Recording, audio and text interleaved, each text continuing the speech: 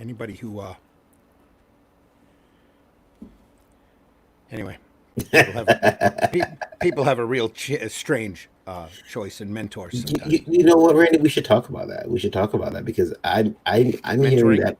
Yeah, I'm hearing that mentor word thrown around a hell of a lot. I've had Like, people tell me, you're my mentor, and I'm like, oh yeah, that's funny. That's good. Funny. That's funny. That's what it is. Well, you've been around so long. Well, I don't have any place else to go, so screw you. I'm in comics. That's it. It's in my blood. That's where I'm at. If you I want, just if you want to consider that mentorship, there's your advice.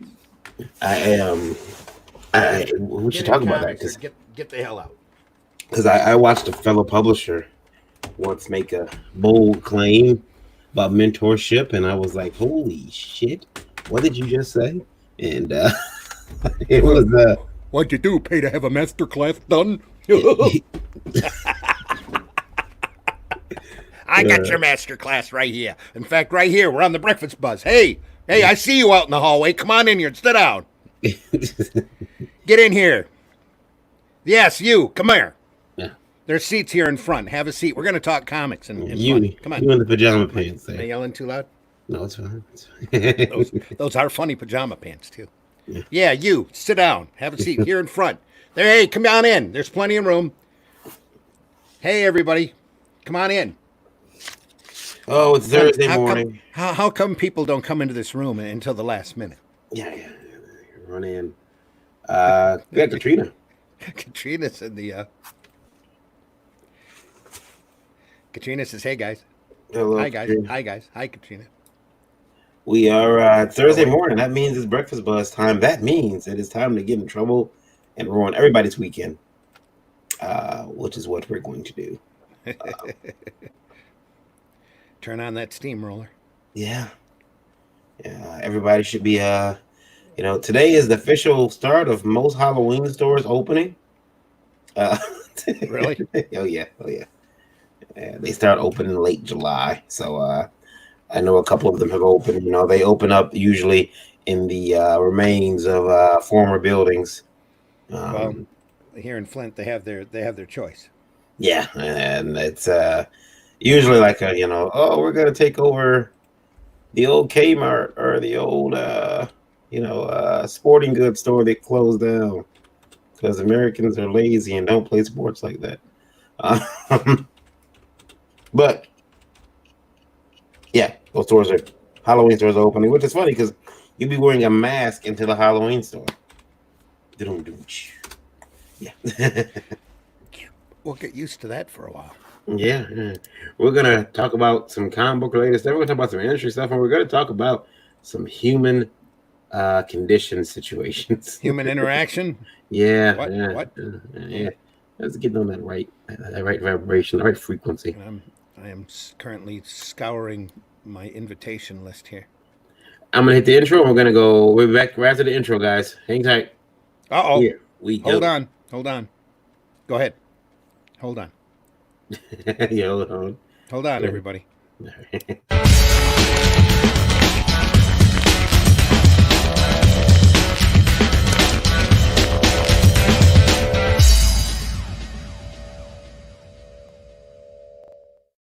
Hello, everybody. This is the Indie Vote Breakfast Buzz. I have no idea why I'm not on my P's and Q's this morning, but Holy crap! The camera's on. yeah.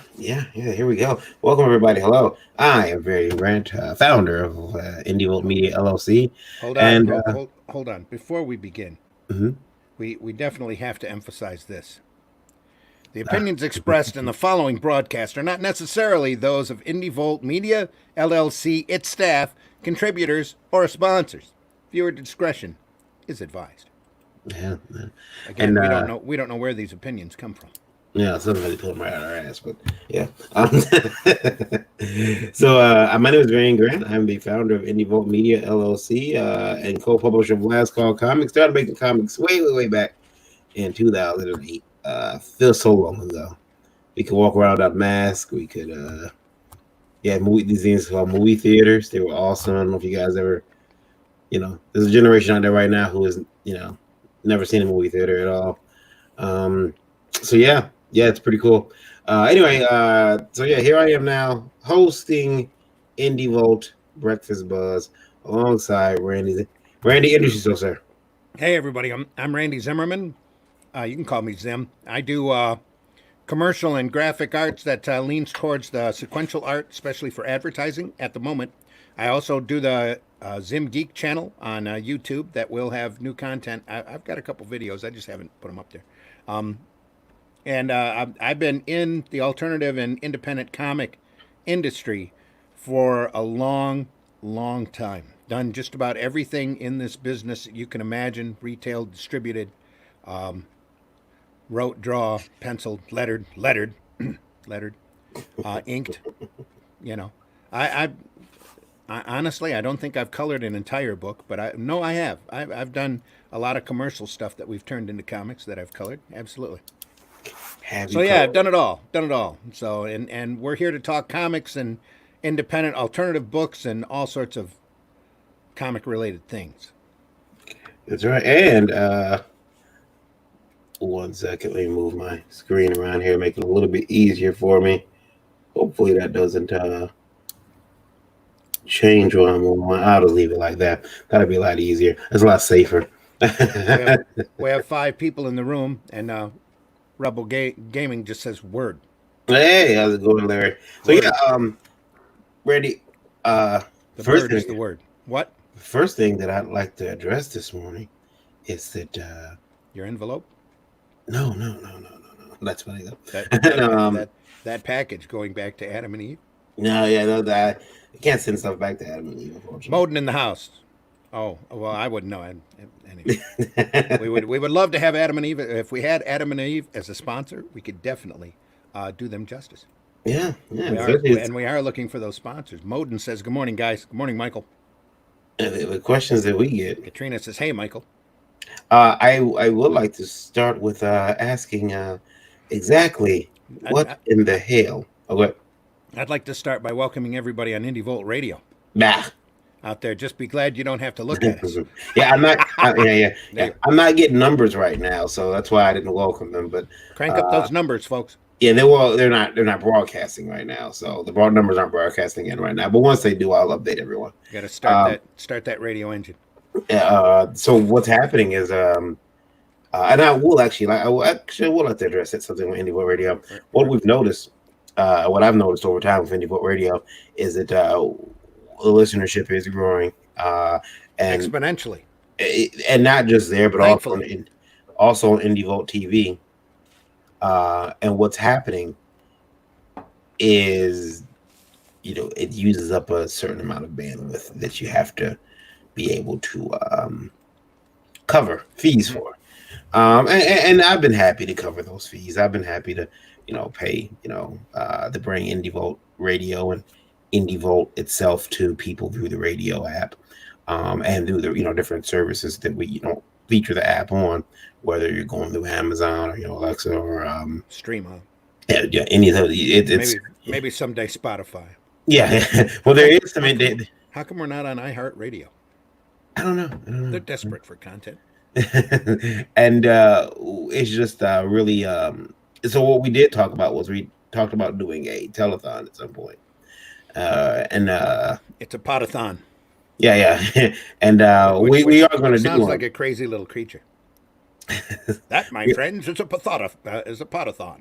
We are going to do one probably sometime in He flies late August, he early September. flies through trees and begs for money. Are you kidding? I thought we were doing it next weekend. We're about to break 60K. Oh yeah, it might jump up there. Depends on how quick it is, how much. Once we hit that 60K, he's going to have to tap into his account. So, Yeah, his savings account. start going to maybe I'll sell some plasma. That's what I'll do. Unfortunately, that won't do it because it ain't pocket change. The next Nah, leap up it's a step. That's why yeah, we're worried. yeah. So but yeah, but until then, I mean, even after, I intend to be able to bring people indie what radio as long as I possibly can. So it's in no danger of going anywhere. In fact, just added some new stuff up there, rearranged some programming, working with scheduling. So it's gonna be stuff will be up there pretty soon, new for you guys. And there's new music being added all the time as well. So New yeah, music, new movies, new podcast, live stream. or the videos. movies, yeah, the movies on Indie Vote TV. But yeah, new content on Indie Vote Radio as well as new movies on Indie Vote TV being added all the time now. So you check that out. But having said all that, I did want to say that also we got I've noticed a lot more viewers here on YouTube. Yes. Uh, and not just Tuesday's show was really good, though. yeah, and not just in like not just in how many people are watching on YouTube, but how long they're watching. You Yeah. know, that which is also that's very good. And I don't know, and then obviously the Facebook views are always doing well, so we appreciate Uh, you guys for watching. yeah, I'm amazed. In fact, that reminds me, I need to get over on my Facebook and make my thing public So we got a few because people. they always privatize me. Just my friends can watch the video, You don't want everybody to see me unless I tell them otherwise. You don't want everybody to see me private. Come on in, everybody. Come on in. IndieVote Radio has a question for you. See, you're already getting questions from Indie Volt Radio. Yeah, well, this one will say from last week, but Oh, all right. so it's a question about from and this one is from Daniel, and Daniel wants to know how come. I'm sorry, Danielle. Danielle wants to know how come we don't like digital comics. I mean, let me take a swing at this one first, Randy. It's not that I don't like digital comics. It's that I'm afraid of what happens if my comics are digital.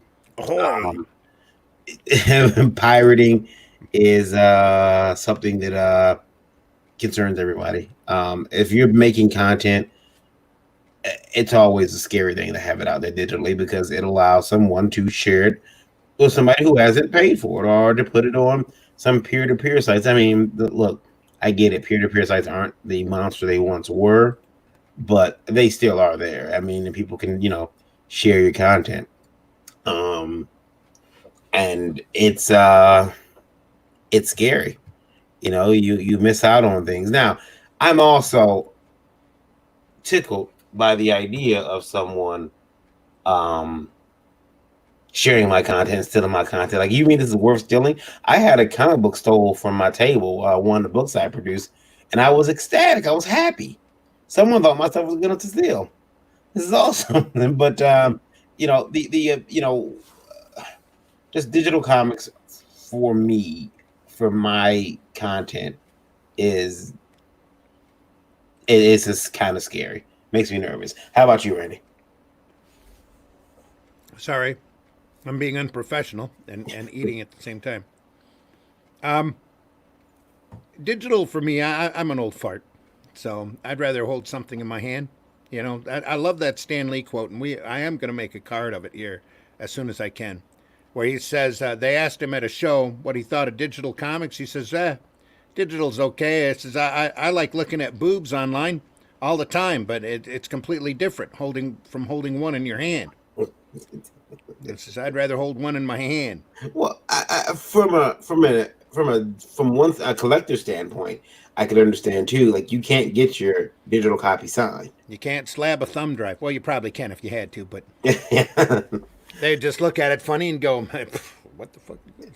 Anyway. I mean, and here's the thing: like, there is something like that tactile moment where you're holding a comic book, and you read a good, interesting story, and you remember. It's like a time capsule in a way.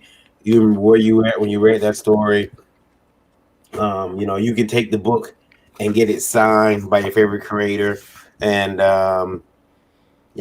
you're good. I thought about doing a video like that, where it would mean me cleaning out my basement and getting a hold of a couple of my older long boxes. But I've got a lot of stuff that I bought back when I was a kid. Yeah. And lining it up on the rack here and just reaching back and grabbing one and showing you the book and telling you where I bought it, how I read it, where I read it at. Because there's some books that are like that. You pick it up and, takes you right back. You're running home. Oh, absolutely. Takes you right back. I rode my bike all the way to Birch Run, and while I was there, I picked up Nova number 3, Yeah. that had a Diamond Head as the villain. I remember where I was at the That first kind time. of stuff. I remember where I was at the first time I read The Killing Joke. I was sitting in my yard, reading the first episode of Avengers versus Defenders, the first clash, yeah, and I was so ticked when that was over. Even though, Hawkeye had won, I wanted to see the rest of the fights now. yeah. And they stretched that puppy out over, I think, 3 months. So I that remember. was one of their first big major events. I remember being way too young to actually have that book, but my father, like, he didn't care. He was like, "Here, you can have it," and reading it, and I can tell you, I can remember it, the color of my bed sheets as I'm, sitting on my bed reading that book. I can tell you everything. I can tell you what superhero or what characters on my bed sheets, the color of my comforter, the curtains, how my room was set up when I read that book. You can't do that with digital. And it's one of those things where I just what I don't really like. Yeah, I remember driving to a con in New York, and Mhm. Watchmen 11 had just come out, and we were stopping at every town that sounded familiar.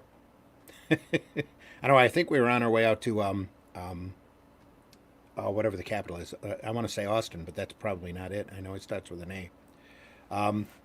And we picked one up in a real small town, a real small shop, and they actually had a copy. And it's like, man, I got to. For some reason, our local shop was out of it, Mhm. and it was the week it had come out. So we were stopping all over the place trying to find a comic shop, and this was back when comic shops were pretty prevalent. Yeah. And we found one in a little small town actually had a shop, and bought one there. And I remember reading it in the absolute most gringiest, nastiest, dirtiest hotel I think I've ever stayed at on my convention journeys. And if you've ever done conventioning, and especially where you're having to travel, you stayed at probably some pretty seedy hotels. But Oh yeah. this was bad. This was really Yeah. bad. Yeah, Yeah. I had been lucky. he was here and then he was gone. Yeah, I guess he's Where's, probably he's probably no, loading stuff up. um, oh, it's his internet. His internet is terrible. Is he there? Is he back there again? He might be there. Hang on. Oh, maybe.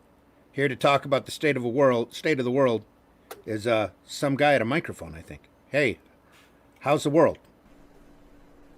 Terrible things are going on in the world right now. Absolutely terrible. We're sorry to hear that, buddy. Let's see here. Why are you here? Why'd you come I on? want to check in on you guys and just make sure you're okay. Yeah, we're fine. We're good. We lost him again. He always seems to say the same shit, too. Yeah. Yeah, we might be able to get him back in later. No, I was saying that. Sooner or later, his internet's going to be good, and we'll have a decent conversation. Oh yeah. For me, it was CD Hotels was the Astro Motel. The Astro Motel, Meridian, Mississippi. And Astro? the Astro. Astro. Astro Motel. As in the dog. Yeah. Ruh-roh. Yeah, Yeah, the Jetsons and- dog. Yeah. Yeah, gosh, it's It was bad. yeah. Well, now that you've named names, you better hope that hotel's no longer around. Oh, that's okay. They're 2.5 stars on Yelp and on YouTube, Google. Is it It's pretty like a bad. no-tell motel? Yeah, it was. We're sorry out there. They were probably our biggest fan until you mentioned it. Yeah. I mean, look, really. I mean, we look at like I tried to charge my phone. None of the electrical sockets in the room worked. None of them. Wow. Excuse me. So I couldn't charge my phone, which is, like, well, thank God I got a car out there in the morning. I can at least, charge my phone while we're driving. They had a tube TV in the bedroom, and like the old TV. It was. That you had to wait for a minute to warm up, and when you shut it off, it went down to a little white dot. Yeah. I remember sleeping on top of the covers, refusing to sleep. That's the worst thing you can do. Yeah. When you're in a raunchy hotel, and I'm not going to say a raunchy hotel like that because we named it. But Mm-hmm. when you're in a raunchy hotel, never sleep on the top blanket because that's where all the quick hard action has happened.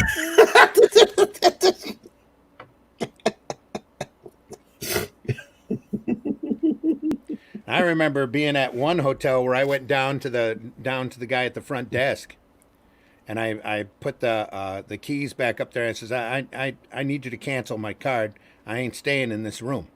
Mm-hmm. And I says, the room is messy and it's dirty and obviously hasn't been cleaned since your last visitation. And after I got my refund, and as I was, taking care of, after business was all done, I looked at him and says, and I did not leave those stains on that sheet. And God damn it, get somebody to wash the bedding every once in a while. When I was younger, I'm dead serious too. I've had that happen. When I was younger, I remember driving with my father and looking over at a motel. We stopped at a light, and it said hourly rates. Yeah, there you go. And as a 7-year-old, there's a hint. I had never stayed in a motel or a hotel until I was grown.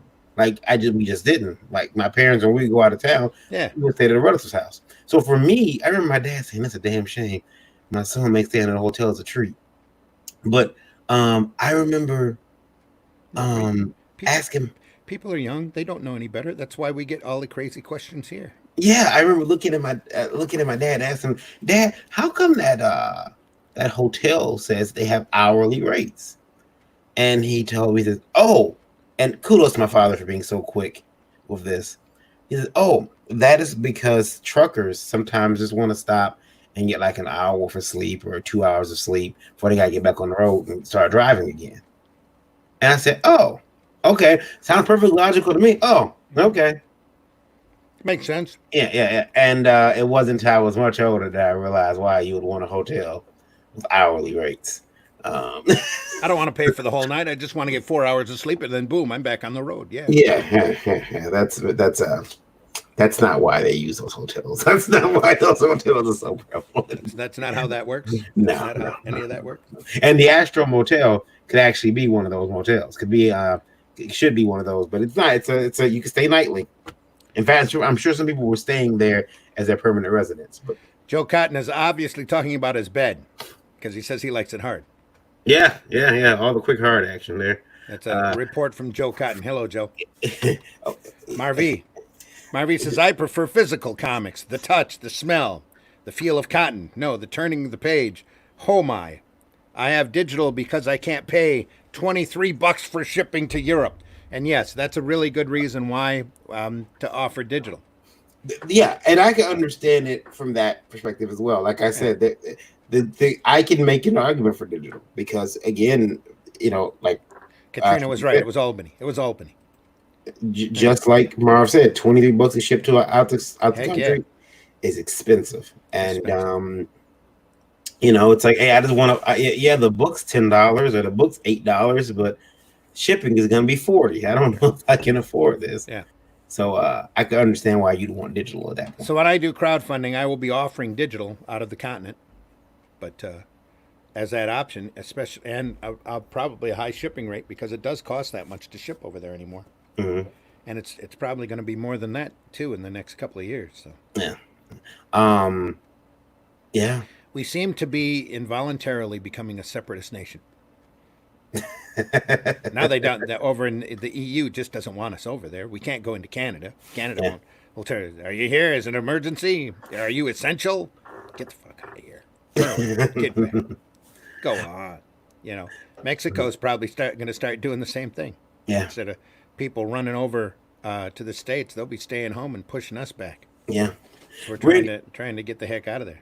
Randy, what do you think happens now? We talked about it a little bit earlier, but what do you think now happens? Do you think people who engage in cancel culture or really, I guess they align with the values of cancel culture, do you think they see the Dynamite resolution as a win? Yeah. No, well, some do, some don't. I mean,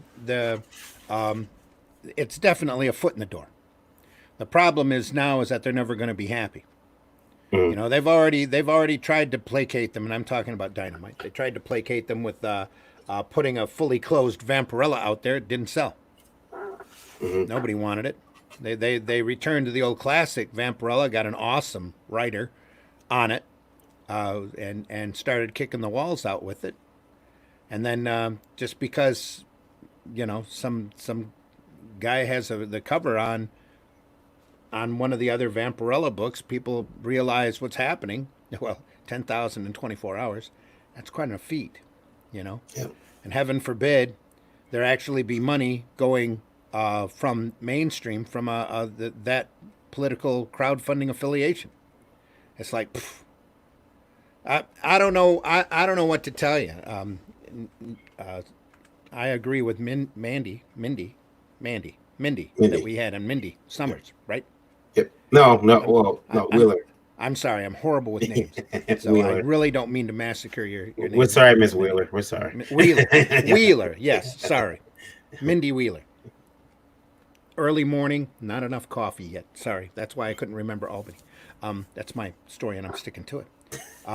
That's why I agree with Mindy that Nick should have held up to the contract, and he should have told everybody, I'm holding up to the contract. Maybe we won't do this again. Maybe if somebody on that side were to do something that would actually make money and keep Dynamite afloat, that would be a great thing. That ain't going to happen. All they're going to do is stand there and whine and bitch and moan and complain every time now because they got away with having him stop something, and it makes them feel good to be able to have a publisher that bends the knee to them or bends to their will.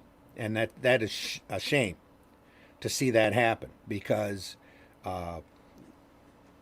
Nick's really a kind of a one-man show running Dynamite, right? I mean, he's got a staff and stuff, but he makes the big final decisions, and it's a shame that now that they think that they've got somebody that they can steamroll anytime they feel like that they want to have some power.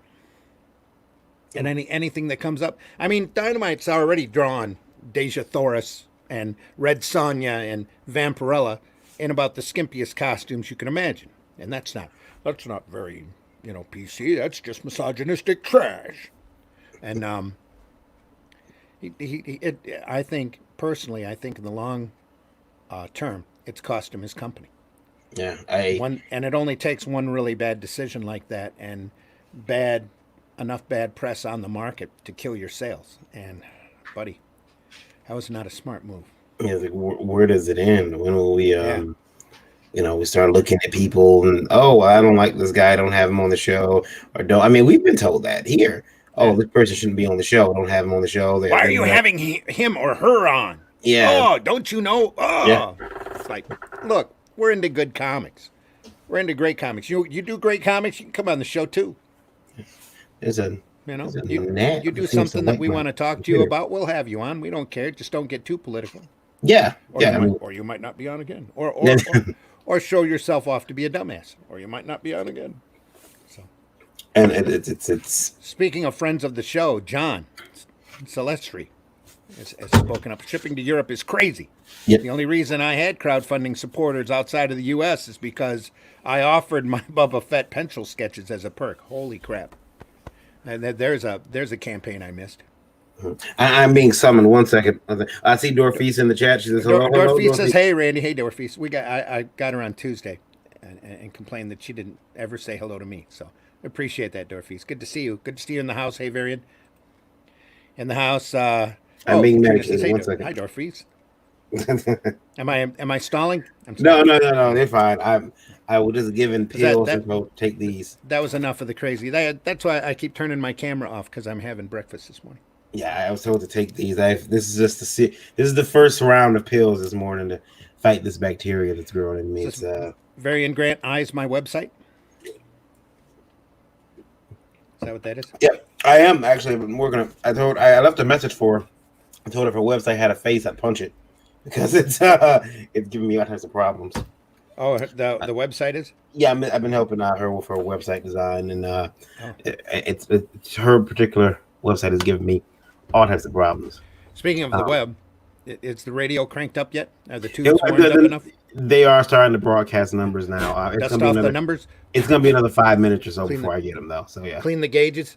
Yeah. Got to tap them a little bit. Tick, tick, tick, Yeah, it's gonna be like another 5 minutes. It's always cranked up, but it's just sometimes they don't give me the numbers right away. I thought I heard him whirling over there. Yeah, fighting this bacteria that's growing in me, man. It's crap. I don't like it, and that medicine is actually even worse. And I'll tell you the funny thing about that medicine: the side effects to that medicine I'm taking. I'm like, sometimes I think, like, man, I just rather have the bacteria. No, you don't. Take the side effects for now and let your body adjust to it. Man. Just don't keep taking too much of it. And back on John Celestri. John, you need to come back on the show, man. Yeah, You're John, welcome on anytime. You just flag me on Facebook. I will be real happy to send you a link anytime you want to come on. You have an open invitation with us. Dorothy, it's the same thing to you. We need to arrange some time where you can come on. Oh. I know you're working on a book, so and have done a couple books in the past. Yeah, Dorothy's she's got a couple different books. She's out there making all types of moves. In fact, she sends me some pages from time to time, and she I like when people send me pages, so I like to mess with them. Like, oh my God, did you mean to draw this? Or who drew this? Did you pay them? Did you? What's wrong with it? What was her page rate, by the way? Yeah. Are they available? How many more pages are they drawing for you? Or my favorite one is this your cousin? Are you just giving away jobs? Is that what's going on? You like this? But no, she's always got good art. Katrina says, not me, though. No, you're never invited. We're going to start a column, a section here called Indie Vault Jail. Yeah. And the people that have been naughty can sit there and stew for a while and think about what they've done. Yeah. Randy, I do think the Dynamite thing is, like you said, it is kind of you can't encourage the weirdos. And you have to do business. You have to make money doing business. And a lot of the weirdos can't wrap their head around that because it doesn't fit whatever political ideology that they want. I was asked on Twitter. There was nothing wrong with that cover, just like there was nothing wrong with Anna's that Stargirls cover. It was cartoony, but it was cool. There's nothing wrong with it. I was asked on Twitter, and I don't think it will, but I was asked, do we think that this is going to affect the current lawsuit between your boy Zach and Mark Waid, Dynamite putting the Cecil cover, and will Mark Waid try to use this as see? There's a defense there. People don't want to do business with these guys. I think there's a difference. The big difference there is this. In both cases, there was a mutual understanding that there was going to be this produced, but Zach was producing a whole work. As far as I understand, with the Vampirella thing, it was just a cover. Yeah, just a cover. It was just a cover. So these aren't the situations. And it was a variant cover. They didn't even have to buy the book you have to buy the book to get the cover, but right. You don't have to get that cover on that book. There's plenty of other editions of that title out there, and I can promise you, the majority of those people that were complaining, if not all of them, weren't going to buy that book in the first place. Well, but Cecil had nothing to do with the interiors. He had nothing to do with the story. And I just want to put that out. Cecil himself really never had anything to do with the cover. The artwork was done by Donald DeLay. Right. Cecil might have told him what he wanted to see, but it was a really tame cover. It had the cartoony Cecil standing there with a Red Sonja, I believe, and Vampirella, if I'm not mistaken, holding him, almost like dragging him backwards. Standards and practices are like as if they were going to take him. Huh? Standards and practices are deep in our ass right now. Okay. Are they? Yeah. I see that you're flipping there. They're not talking to me this morning. Let me check. We've done it now. No, I got nothing. You got nothing yet. That could be. Oh, wow. My thing poked up here on Facebook, though. Let's see what that is. So yeah, I will say this. Eric Dominguez, thanks for liking Indie Volt. No, thank you. Appreciate it. Yeah. And another person asked, as always, if we could tag them, Alfie Fruin. Alfie, I appreciate you liking it. Kyle Esper, thank you. Guys, I don't think the case was happening with the dynamite thing is going to affect that court case at all. This is the thing with that case, okay? And I'm not going to get into the logistics of it. I'm just going to tell you. And a lot of people out there, and I got into a talking match with Larry because he, for some reason, just can't wrap his head around what I said. If there wasn't a case, if there were no legal grounds for that case, it would never have been filed. Zach went out and found a lawyer firm in Texas nearby to him that specializes in tortious interference cases. These guys know the law probably better than some of the judges do, because you don't see this pop up all the time, this type of case. He went out and found specialists in that case. They looked at the case and they told him, heck yeah, you got a case. We'll take him. We'll take him and we'll get him good. It's going to cost you, though, but we'll take him. And so Zach signed on, filed papers, filed in, and they're waiting for everything to clear for the judge in order for the case to go up in front of the judge. Now, the problem is, the reason why this is taking so long is because Wade's lawyer knows there's a case. And if you look at the evidence, it's pretty straightforward, though I am no judge, I'm no lawyer. They are dragging this out as long as they possibly can. They even asked for a change of venue out to California to try to get California ground, because the actual problem is in Texas. Zach is in Texas. Antarctic is in Texas. In fact, Antarctic caught the book because they were close and nearby to Zach. That's right. The only reason Antarctic was really involved, and the fact that they had covered and had printed other political books in the past. Trump Space Force, did they do? I'm not sure they did. I think they did, and they've done some other really hardcore right-wing stuff. The problem is that they did not have somebody that they recognized as being of large stature, and I'm not just talking about the size of him personally, in the business, come in and threaten, I don't know, I don't think I can hold all these people back, and send emails stating the fact that they should not print that book. And again, Antarctic bent the knee, and you've seen what that's done to Antarctic, which is not they're hurting now more than they ever have. So they would not have started the case if there wasn't a case. They would not have filed the papers if there wasn't a case. Wade and Wade's lawyers would not be stall. And they're stalling now on dotted I's and crossed T's and commas and all of this in order to keep that ruling from coming through. And in the meantime, you better believe, though I don't know this for a fact, that their lawyers are talking back and forth, because there's a case. Yeah. And if there's not a settlement, it's going to go to court. And just like all of these rights cases that you see Disney and DC pull in the courts, that they always love to settle out of court. The big one that comes to mind is Kirby and Kirby's rights to some of these characters, and Siegel, who is sued for the rights to Superboy and all of this. Amazingly, there's always a settlement right before it goes to trial, because they can't have a definitive answer, especially on the rights of this stuff. There can't be a definitive ruling on this type of action in their minds, so that they can keep getting away with it. Right. And the thing with Zach is he wants that ruling. And it doesn't matter how much it costs, because you've seen his crowdfunding campaigns. You've seen how much money Zach is actually making. There's a lot of that is profit into Zach. All of that's going into that lawsuit until that ruling is done. And it's very important that that ruling come through. And he knows it. And don't think that Zach doesn't already have his lawyers already lined up to go 2 or 3 or 4 more times for the way that he has been treated in this industry. It's going to happen. So there's going to have to be a small miracle here on Wade's part.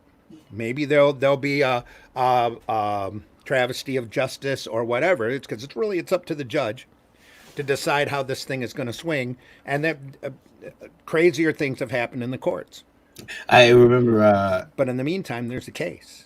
there being we've played and it's being stalled for a reason. we played alternate realities about what would happen if that case never came up. But the other question is I don't even want to go there because yeah. because that is such a anyway. Go ahead.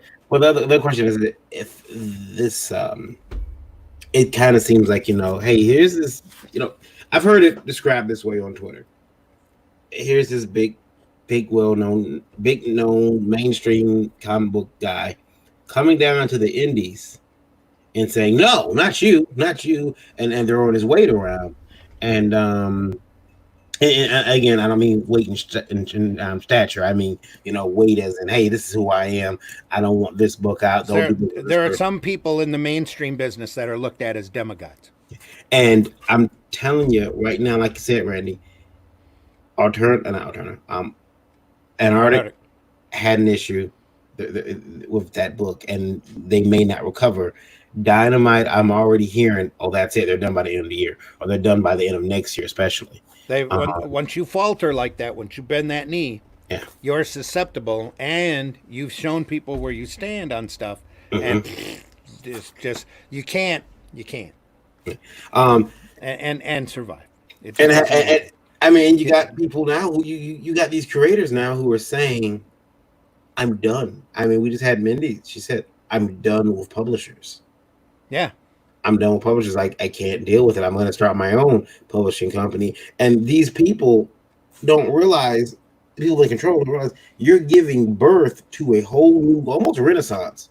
Well, that's one thing that I learned in especially in reading about comics history, and I love comics history because it's amazing.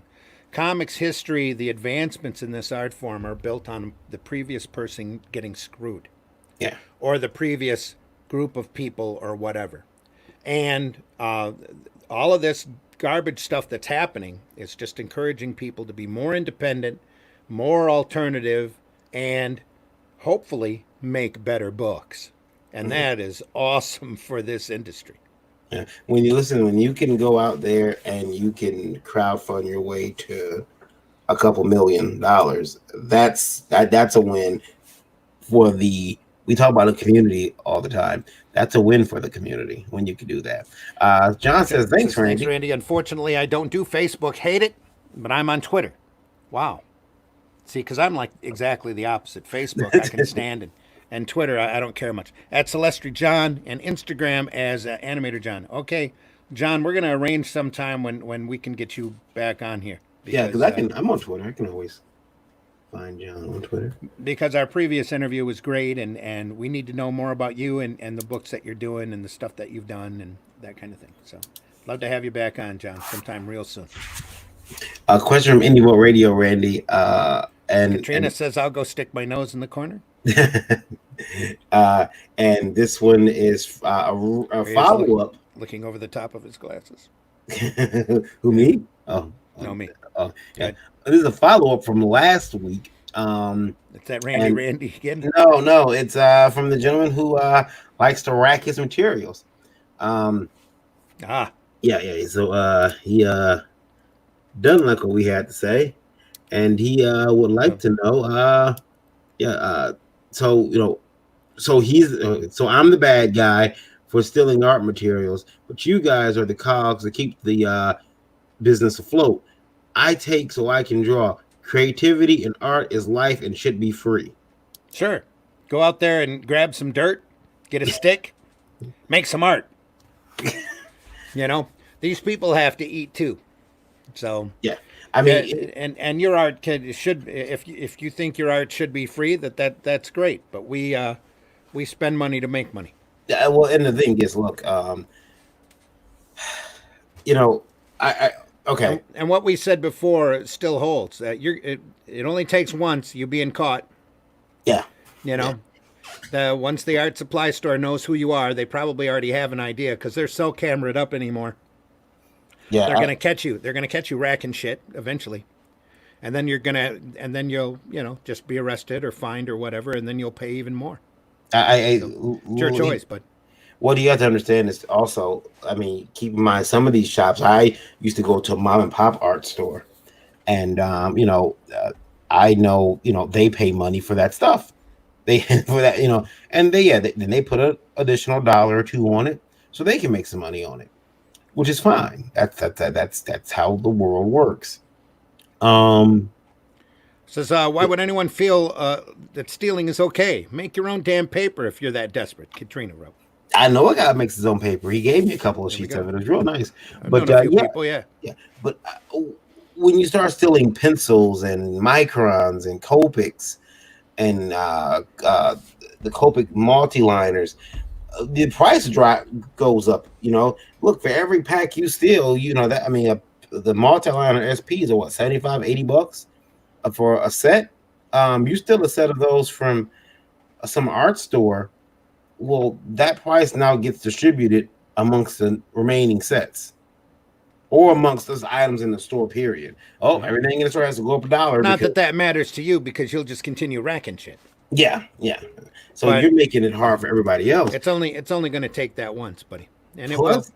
Your odds might be rolling in your favor right now, and you might think that you've got it down to a science and that you can rack it all the time, but it's not going to happen it's not going to happen forever. You are going to get caught eventually. Yeah, I mean, and if the pricing is the issue, you have to understand, and I joked about this last night, but R&D goes into some of this stuff. They have to research and develop this stuff.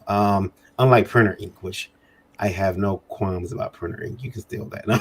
No, I'm joking about the printer ink. Printer ink is expensive, but stealing is wrong. Stealing art supplies is wrong, and I don't feel that there's any way you can justify it to anybody who comes on the show regularly. Anyway, that it's something that you're doing and that you're some type of hero for doing it. Yeah. It's not something we're going to look up to you for. Katrina says she hates the people right now. Stop being assholes.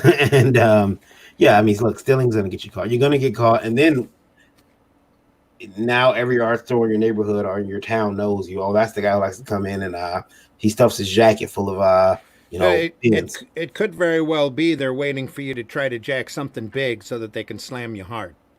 too. Yeah. They just keep track of you. There's booths up above. There's cameras up above. There's people that are always watching in them stores. Mhm. Especially if you steal too much stuff, they'll start looking, or they'll put the rapidographs or the micron pens behind a locked case. And two, here's the thing I don't understand too. So you Pops laughs and says, "Are we back to needing to talk about prison again?" yeah. Maybe, Pops. Yeah, we're gonna have a special on what happens if you steal from. What are you in your for? store. Well, you don't want to know. Yeah, I'm a badass. I stole art supplies. I would think that if you steal art supplies, then you turn around and you make art and then you sell the art, something there is broken. Something there within the system is broken. Yeah. Randy. That just makes him a dish. You're not a dish. You're a man. No, maybe not. So be a man. Man up. Pay for your shit. And it can be expensive. I mean, like I said, I've gone to the art heck store, yeah. came That's why- out. That's why good art ain't cheap. Yeah, I've gone to the art store, and look, there are ways around it. You can use, if you go to certain stores, they have 40% off coupons. Take your spouse, significant other in with you. Take a parent if you got to. Hey, you use this coupon, it's 40% off. I'm getting 3 of these markers and I'm gonna save some money, damn it. Yep. I understand it's expensive. I understand. But and also I want to say something else too, real quick before I move on. Jason, who comes into the show quite often, he's not on. I don't see him in the chat this morning, but Jason McCormick did That's a show because he's been texting me all night. he was in I took him to a show years ago, and another artist, I won't say his name because I'm not sure he wants his name out there, but he brought Jason the next day a bundle of microns. Just a shoebox amount of microns. Just and he says, "Here, you can have all these. I just got a couple new sets. You can have all these. They are in various states of working, but they got to get you through a few years." And you'll be surprised how many artists will give you something if you need it. Because I mean, like, I don't have a repeatograph, but I did pick up one. I thought about learning how to use it. You really got to show you deserve it, you know. Yeah, Well, that's because rapidographs anymore are probably what, $50.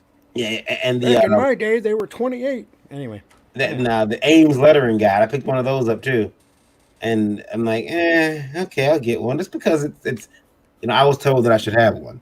why should I have these little holes here? What does this mean? Yeah. Where do I set my dial at? What do you mean it slides along your T-square? What's a T-square?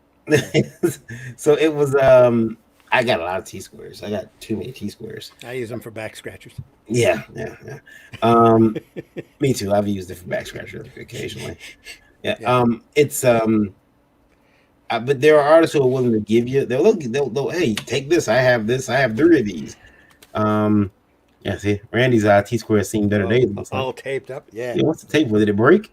Huh? Oh, Did it break? Yeah, well, after a while, when you scratch your back enough, the little square there gets a little. Ah.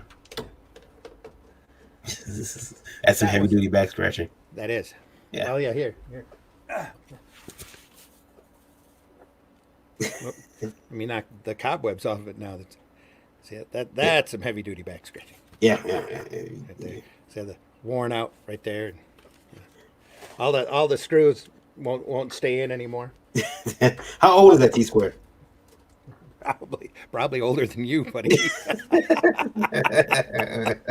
The desk, I've got a little drawing desk here next to me that I'm tapping on right now. I've had that. I bought that puppy when I did my first story, and that was 19. Yeah, that was a long time ago. That was back in the 80s. A question for you. And I still have that table. Does it take you a while to get used to a new drawing surface? All depends upon the surface. Like when I got my new art desk, I've got a pad. I've got a stack of vellum back here that I'll probably never use now. That I hope I never have to use again. Yeah. When I got my new art desk, I sat at it and I'm like, It's like driving a new car in a way. You're like, yeah, got to break it in. Yeah. It's because my new art desk is glass and it has one little kind of as a beam that holds it up in the center. Well, my old art desk was just a whiteboard, but it was held up by these two poles in the back that kept it 2x4s and some they kept nails. it nice. Well, no, they came out the legs and it would keep it angled, and so I didn't get a lot of shake. So I'm afraid sometimes when I'm really drawing, I lean on my desk. I lean up there, and I'm afraid that little beam is gonna snap and break, and I'm gonna have a new computer desk. Get a little bit of that shaky shake going on. Yeah, it's kind of creaky. I don't know if I like it. Well, with my desk, I've always I started with my brother had made a stool for me where all of the weight goes down on your knees, and you're like leaning forward. It gives you great back posture. But I had to take the table and put it on its legs, so I was always used to stuff shaking a little bit. Yeah. So and now I'm working off of this Cintiq, and I'm leaning over again, drawing all day. So that's not good. The first book that I did, I had really bad arm problems, but I think my arm has gotten used to it because I haven't run into that in the last year or so. I actually I pushed my I bought extensions for my art desk. They're pretty tall, like 7-inch extensions for the legs. So because I like to sit high because I'm short. And I started noticing my back was hurting and I couldn't draw for only 30, 35 minutes at a time. And I'm like, okay, screw this. I need a break. And now that I've dropped my desk down to, a decent level, now I can get hours of drawing time in at the desk. Also found a good back brace comes in handy. Yeah. I should buy a good back brace. I should. Especially when you develop that artist hump over all these years of, good eating and too much sitting. You really need to have that back brace working. Pop says, I love when youngsters ask, how old is that? Yeah, isn't that funny? How old is that disc? How old is that T-square? Well, older than you. I know that for a fact. Yeah, I mean, I joke about this. I think I've joked about this on my Facebook. my mattress, which is in need of, I guess it needs to be thrown out. A broken-in mattress is hard to surrender, though. Yeah. Because you've got those valleys and those humps in there just right, and you just fit your body in there and go to sleep. Yeah, and I realized that my wife was like On the other side of the hill? probably like 7. She was probably like 7 or 8 years old when I got that mattress. So, well, that's no way to run. That's no way to compare things. Yeah, well, I'm like, I got this when you were 7. She's like, we have to get a new mattress now, and I'm like, but a new mattress costs money, lots of money, and I can spend that money on tech that I like. But yeah, the mattresses. Just let the next surplus check to kick in as soon as Congress decides that they've added enough pork to the bill. Yeah. Maybe we'll get another check. Yeah, we'll get another. Whoa! Sorry. Speaking of wives, this is hello. Mine is What's that? Hello, boys. Curled up under my blanket. I don't like that. That's my soft blanket. Headache still? Yeah. Some things you just have to. Some things you just have to accept to share, buddy. Yeah. It's like I don't like that. Another good question for you, Randy, from Indie Vote Radio. They would like to know, and our number actually is Bob says that the honeymoon is over. Yeah. Our number is 34,700. So I will take that. We appreciate all of you out there in Indie Volt Radio land listening to our giddy silliness. So. Katrina says my mattress is probably pushing 20 years old. It's a disaster. Yeah, I mean, yeah. I said a good mattress is hard to surrender. Apparently, you're supposed to redo your mattress. According to the lady at Art Van I spoke to, you're supposed to get a new mattress every 5 years. Yeah. That's good for the mattress people. That's great. Yeah, every 5 years. Yeah. Every 5 years. Just like they want you to buy a new car every year. Yeah. Yeah, you need a new car every year. You need to. Pop says 34K, wake up. Yeah, it's a nice calm Thursday morning. I like that. From Indie Vote Radio, though. Especially when there's been so much crap happening out there. Yeah. It's like, geez, what the heck, you know? This one is from Alex. Alex asks us, what are we all planning to do if the comic industry dries up and blows away? This is awesome. An awesome question, Alex. Thanks for asking. It ain't going to happen. It ain't going to happen. You're not going to see it happen, Alex. Just hang in there and watch. Like I said, every advancement in this industry is always built on the previous person being screwed. And right now, seriously, them retailers are being screwed. The creators are being screwed.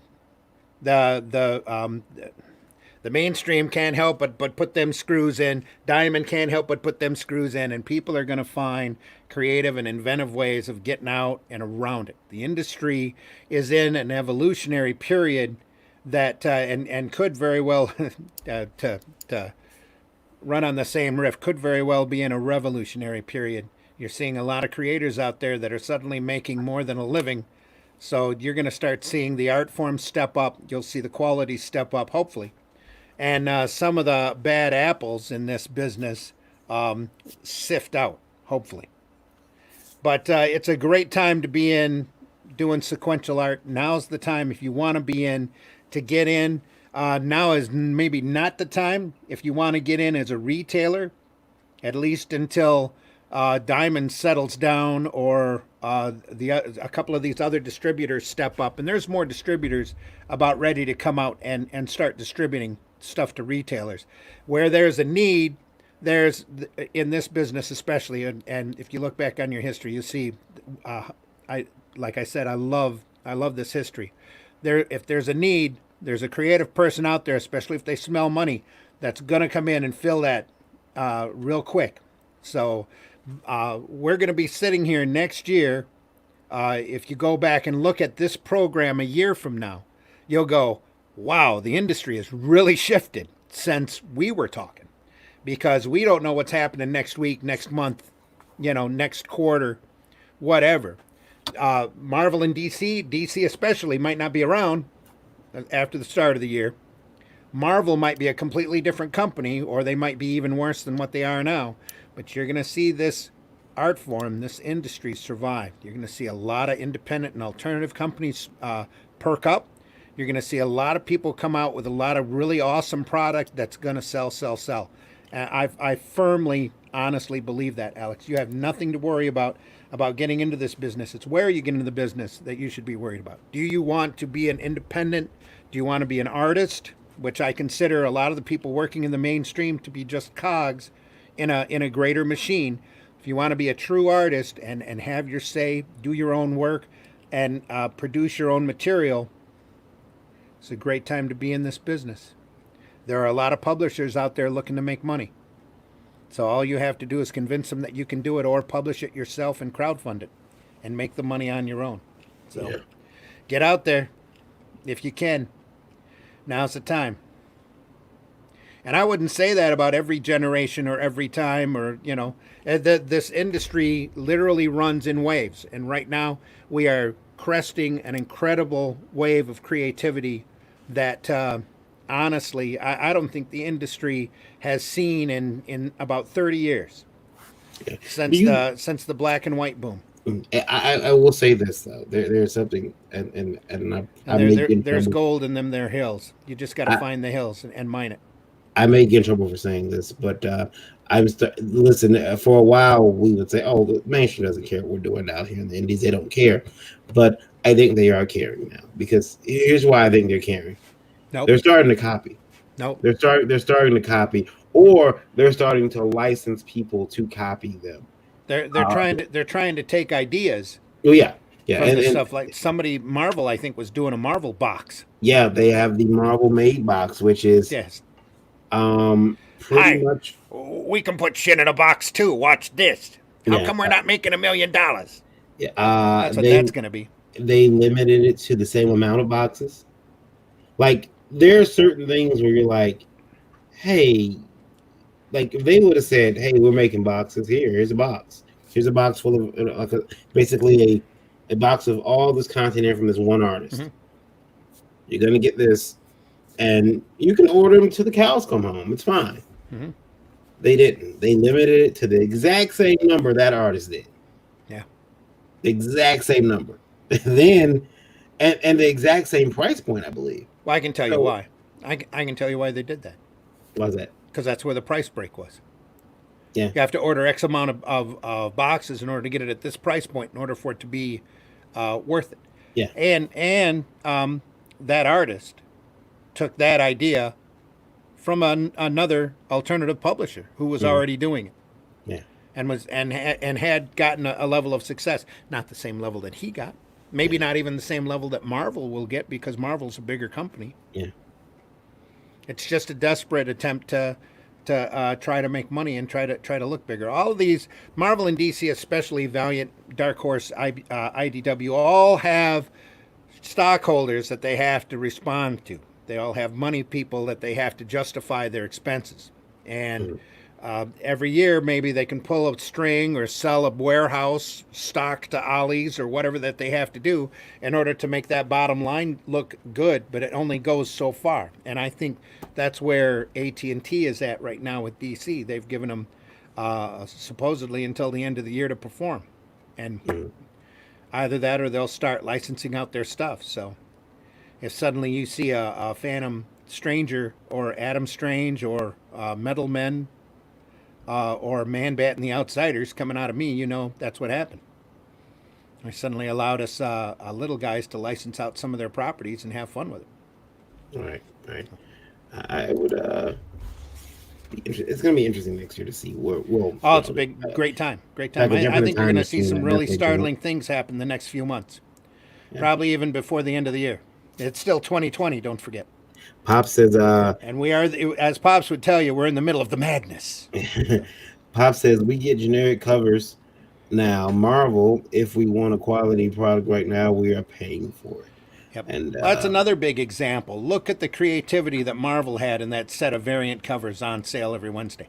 Holy crap. Yeah. It took some graphic guy in their bullpen probably an hour to set all of them covers up.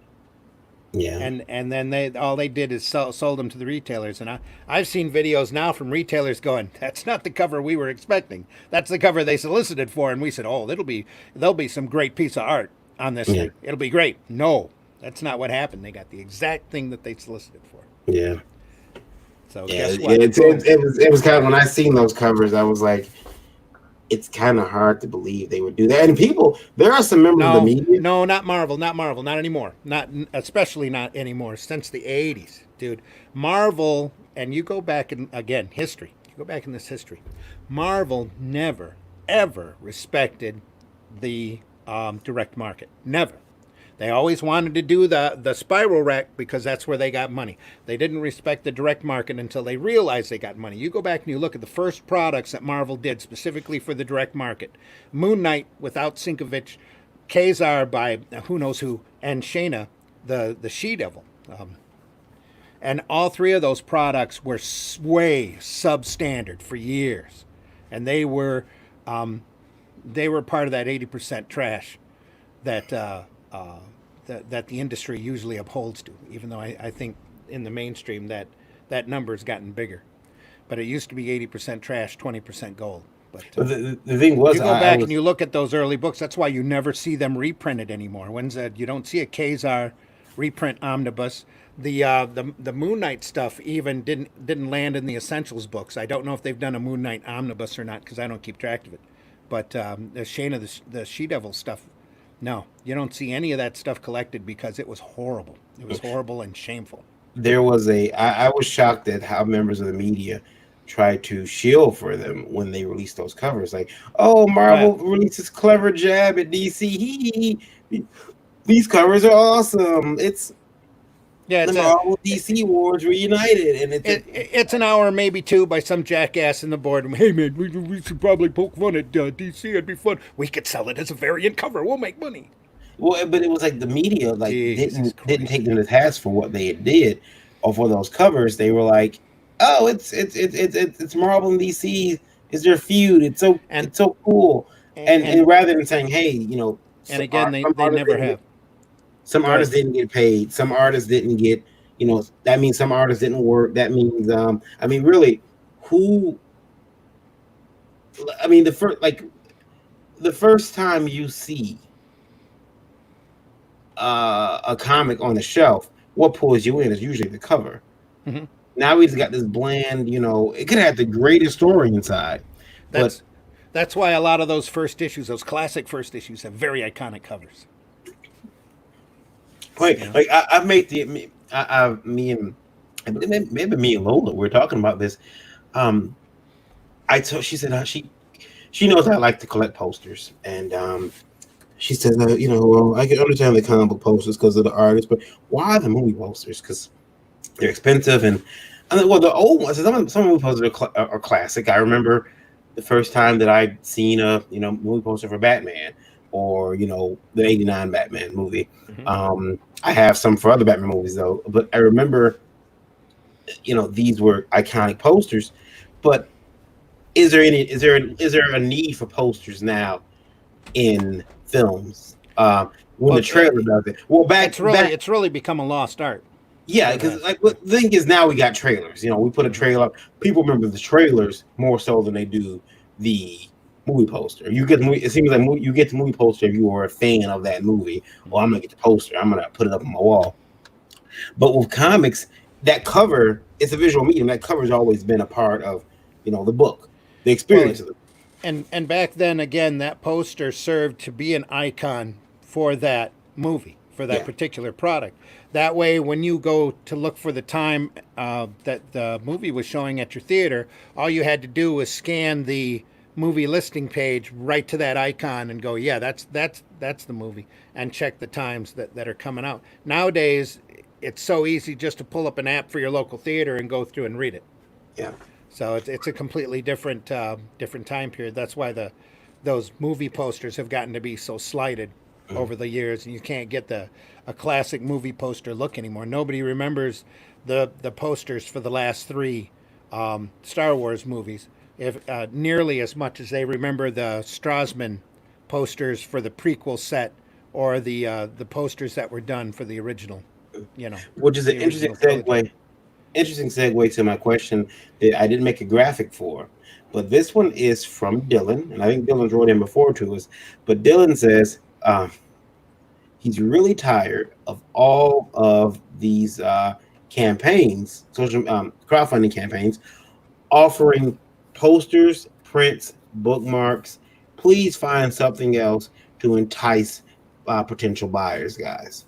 Dylan, they're really doing that not just to entice your sales, but you're getting the flat stuff like that, the stickers, the posters, the bookmarks on purpose because they slide into a bag or a box real easy, and it doesn't add that much, if anything, to the shipping. Right, and let's not forget too. Also, Randy, they're trying to increase or add value to the. You just purchased a book for $15. Let me throw something else in there. If I can throw a sticker, a bookmark, maybe 4 mini prints, a trading card. Let me give you something else of value because I tell you right now, you spend $15 at your comic shop, you're walking out with maybe 2 books and that's it. Yeah. By the way, you're spending $15 for 2 books written by a person who probably hates you. But that's a whole nother matter. Mark Bloodworth in the chat. I'm sorry. Mark Bloodworth's in the chat. Mark, I sent you a link. If you want to come in, you're welcome to come in. Eric Dominguez, we mentioned before. Robert W. Hickey is listening this morning. Good morning, Robert, over on the Facebook. We appreciate everybody listening wherever you're listening from.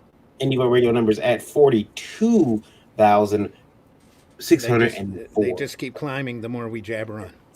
Mark Bloodworth says we appreciate all of you, though, deeply. Yeah.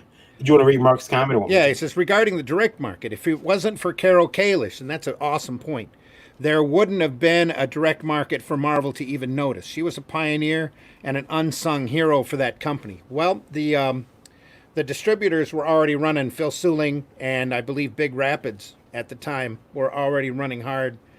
Marvel, I think, was one of the last people to even get into the direct market. I don't remember if DC was in before Marvel or not, but both Marvel and DC dragged their feet to get in. But there was already a direct market and distribution going on to the stores before Marvel started up those products. So, but they were just allowing their product to go through there. Now, I think Marvel was the big one out of the two to start doing original work that went specifically to the retail shops, and then those books were absolute trash. Yeah, and Pop says we can talk. Anyway. And he also said, Barry and I have some actual theater posters. He is. I'll talk to you about those. Pops. Mark says too noisy here today. Lawn crew is making up for Monday. Otherwise, he'd come in. All right, Mark, no problem. We'll have you on again sometime soon. Yeah. Absolutely.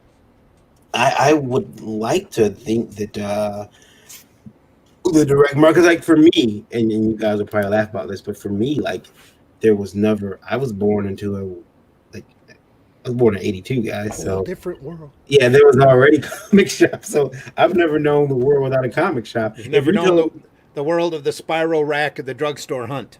Well, there's spiral rack. That was with an H. Hunt. Now, I used to go into the comics. I used to go into the convenience store by my home, and he had your comic rack, Randy, the same one you have, and he put comics in it, and I'd spin the rack and take a look and go through it and pick books off of it. But I remember he used to sit it very close to his magazine rack too.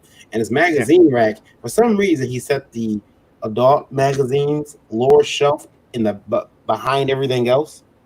And I remember, like, one day again, being a 4 or 5 year old variant, I realized I have all these comics. I want something else, so I reached over, and as the story goes, I grabbed a book gallery. I think it was. My father told me I grabbed a Perfect 10 or something like that. But I come over to the and my mother and my father are standing at the register, and I'm too short. I'm still short, but I'm imagine at 5 I look 3, and the magazine just flaps me my parents, like between both of them, like on the counter, and they hear this little disembodied voice say, "I want this." Also, accompanied with the magazine was a pack of Twizzlers, and because I grabbed some Twizzlers too, and my mother said the guy who owned the store was like, "Who put that up there?" And he realized that not only had I did it, but that I could get to the pornography. Mm-hmm. And but that changed the magazine positioning from there on. it did. The next day when we went to the store, the magazines had been moved. And honestly, he should have known better to start with. But that's a whole nother story. The magazines had moved, and I never got to see the boobies in that book. So I'm very upset about that. You're making up for it now, though. Yeah. Now I make sure that I'm drawing that book now. It was, but you know, they were right there. So I never known a world without a comic book store, comic archives. Playboy Gallery and they were running comics for a while because comics were so hot. They were running adult comics in their magazines. Yeah, I mean, like, I did a couple of years with Showgirls magazine. Well, I got a magazine. I got a magazine from you, Randy, where you did some comic book work, strip work, and some. I almost said cigar aficionado, but it wasn't. It was what magazine was that? I got one of in your art is in it. I've done cartoon work in cigar magazines before. Yeah, it was. Yeah, it was poker magazines was a big one for me. Yeah, yeah. So I still enjoy watching poker on TV. So yeah. You know I can't play. That's your fault though, turning me on to Pluto and that WPT channel. So that's all your fault. But I love doing it when I want to go upstairs and I don't want to think. I'll just sit there and watch everybody make idiots of themselves playing poker. You yell at the TV? When you can see, huh? You yell at the TV? Do you yell at the TV when they're playing? Oh no. But I just sit there and watch. Okay. So I have a couple of people on there that really know their stuff. That you go, yeah, he's an idiot. Yeah. I can't retain cards. When you can see everybody else's cards, that's hindsight works great. I can't retain card games. I can't. I've tried. The only card game I can retain is Cards Against Humanity. I cannot retain Go Fish. You have to explain the rules to me again. Poker, gin. I can't retain any of that. Euchre? My wife raised her eyebrows. She knows it's true. Like she could teach me poker today, and tomorrow I won't know it. No, you're in Michigan. You need to know how to play euchre. See, I never even played euchre. I don't know. I got this new card game, Black Card Revoked, and I saw that on Facebook. Yeah, and I've yet to play it, and I'm like, it's a laugh out loud, sing it like you mean it, must have game. People who love black people and black culture. If you can't answer these questions, you might just need your black card revoked. That's the rules of the game. So I am Cards Against Humanity though also under fire though because Sarah says Cards Against Humanity is a great game. It is. I like it, but they're under fire for being racist and I think it's Cards Against Humanity. They're supposed to be insultive. Yeah. People want them off the store shelves, and some stores have bending the knee and moving them. Some people just can't take a joke. So Lola went out and bought every pack she can find. She's got double packs at this point. She's like, oh, I already had this pack.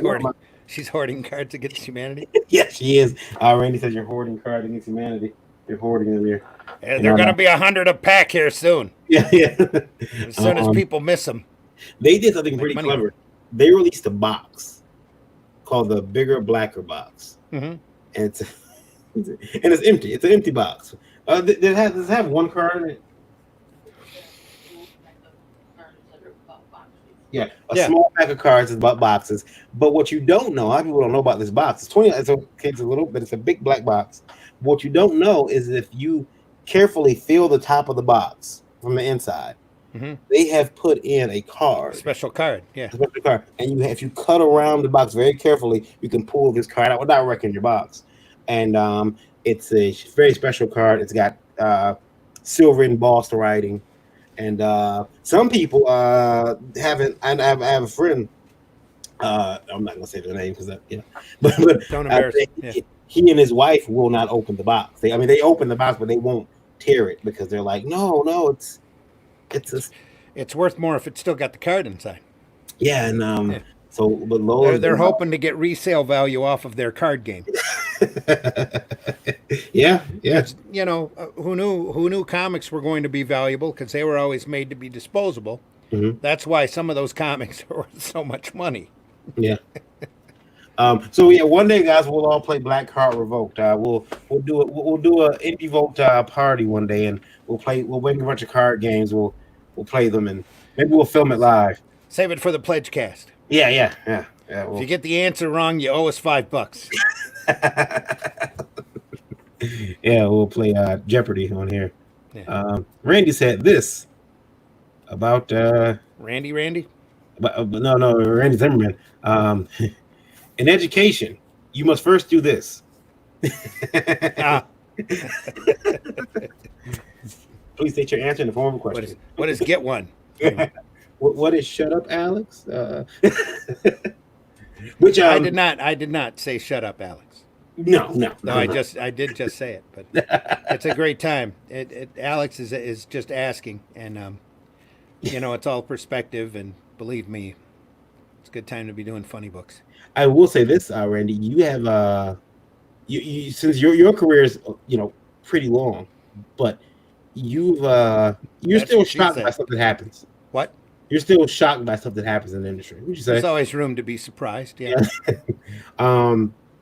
What would you say, Randy, if I told you that You found an investor?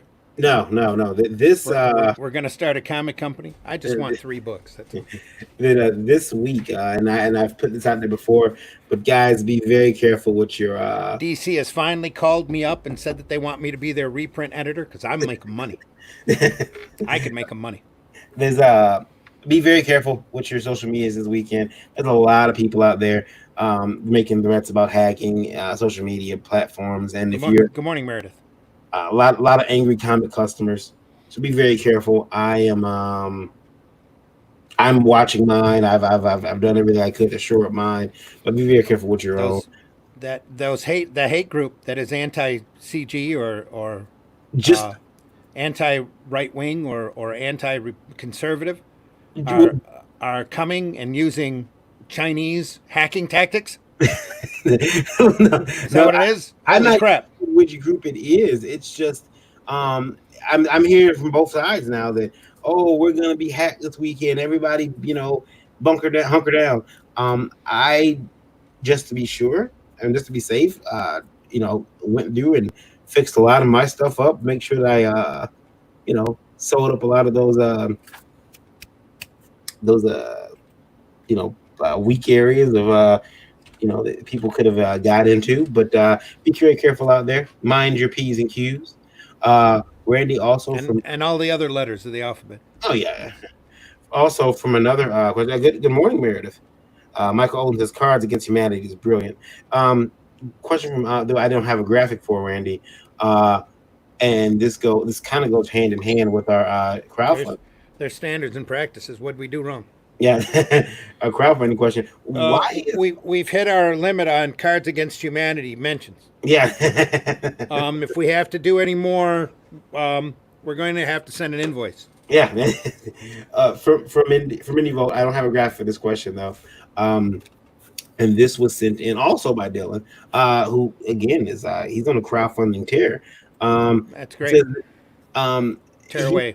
He feels that these people putting out books and they keep pushing the time of the book back when it'll be released. He says he wants to know, shouldn't there be a discount made when a book fails to deliver on time? Dylan, in a perfect world, yeah. But I mean, look, a lot of times, and it's not going to be perfect. I mean, I can set up a book to be ready for in August, and chances are stuff is going to happen that's going to make sure that book doesn't get out in August. The only way I can guarantee you a book is coming out in August if I have it in my hands right now and it's at the printer, or I won't even say at the printer, in my hands right now in the box in front of me. Then I can guarantee you'll have your book by August. And even now with the post office being the way it is, that's that's kind of scary. But to tell somebody, hey, I'm going to discount you. No. Now, what I would do if I was in a situation where I promised you, let's say I promised you my book. This is Alex again. It's Dylan. Dylan. Yeah. Go ahead. If I promised you my book I promised my book in March, okay, and you all know things went crazy in March. Actually, I'll give you a real world scenario that happened to me. I got an order right when this craziness started. I missed it.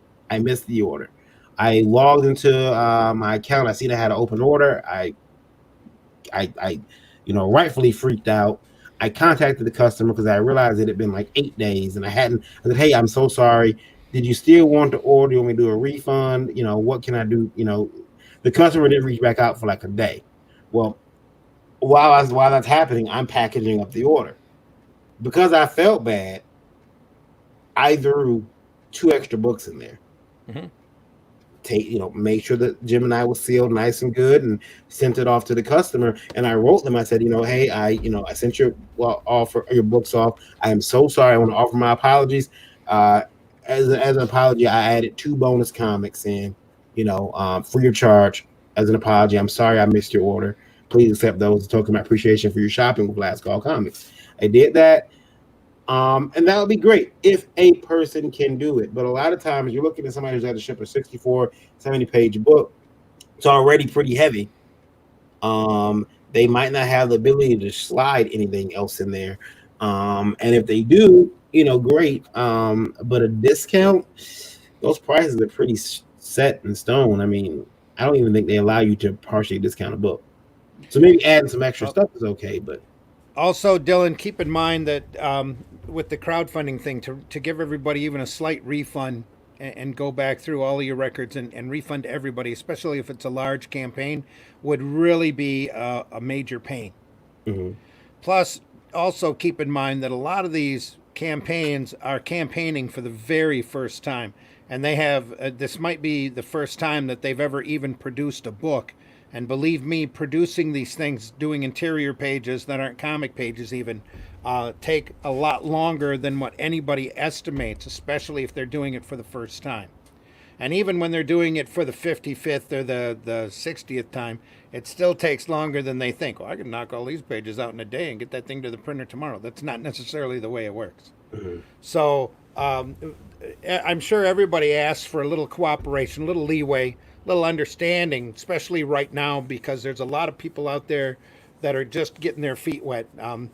I think that Frog book is a good example as to how bad things can happen, because he had a couple of really hardcore printing setbacks because he wanted to do a quality product and found out that he couldn't do this or do that, and it literally set him back months trying to get the right paper, the right chromium and on in order to get the product out the way that he wanted it to.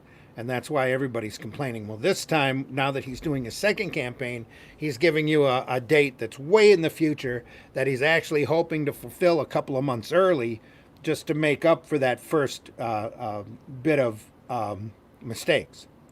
Every mistake is a learning opportunity, and the longer these companies are out there, the more campaigns that they do, the slicker, faster, and more coordinated they're going to be.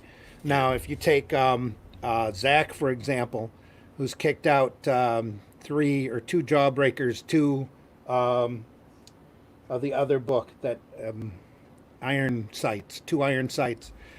He's gotten it down to a machine now. He's 5 products up. Expendables is done, or is almost done being produced and about to hit the printers. The next Jawbreakers is almost all done. And he's to the point now where he can kick a book out in a month if he wants to, and he knows how to get it done. But he wouldn't have been able to do that if he hadn't made all of those mistakes on the first 1 or 2. Yeah, in order to figure out how the machine works and how he can keep a schedule. And I think it's important to have those mistakes. Yeah, I mean, because you're gonna have them. I mean, it's always going to happen. Yeah, you take all the advice in the world that you want, but sometimes you're gonna make a mistake. One of my first books had a couple typos in it. Mm-hmm. That I swear up and down, we went through that book 4 times, sitting at the table, Randy. I know me my mother sitting at. We brought the computer. We got a laptop. We brought the laptop up. We plugged up the disk in the bullpen there. I plugged up the files. We looked. We went through the whole file. I'm at least 4 times looking for typos. Printed. Sent the book off to the printer. Got the book back in 2 months. Yeah, 2 months. 2 months is too long. Yeah, and That's my opinion. And I went through, and after the drug, the hit of euphoria that is holding this book in your hand washes over you. Yeah. You read it again, and you're like, holy shit, it's a typo. Holy shit, it's another typo. Oh my God, there's typos all through this book. And you start wondering, how did you miss this at first? And Well, try producing a 24-page newspaper every month. Oh yeah. That thing was littered with typos all the time. We said that if especially in my editorial, because it was the last thing I typed up before I sent off.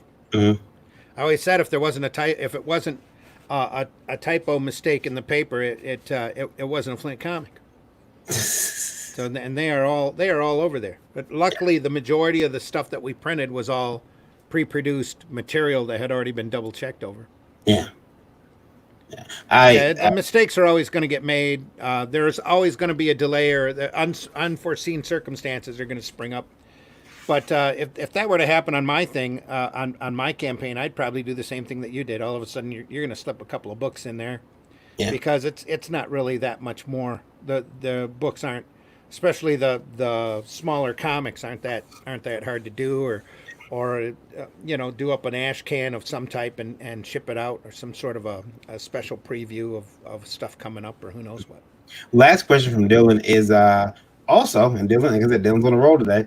Says also he finds it a little unethical to charge $10 for shipping when most of the content he receives from crowdfunding campaigns is shipped through media mail. Dylan, I want to say this to you: you have to remember, it's shipping and handling.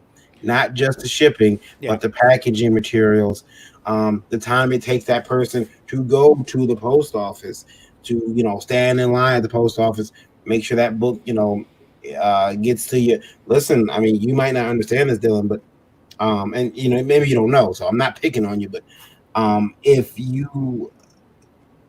like I got a couple different, matter of fact, I need to order another one. We deeply appreciate your question, Dylan, but we have answered this before.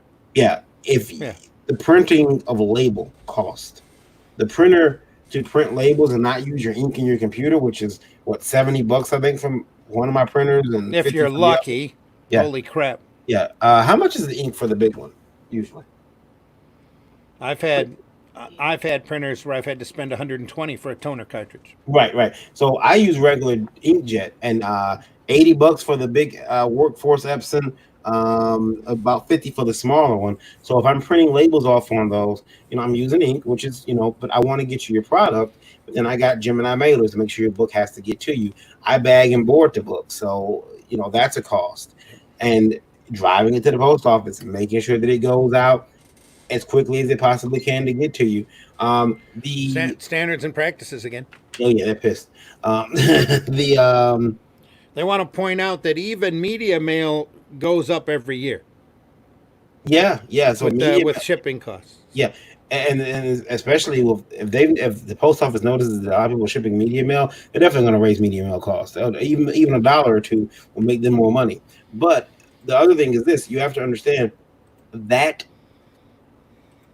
like that, your shipping cost is like $3-4 maybe, but that other stuff costs. Yes, that person has to buy tape, has to buy those Gemini mailers.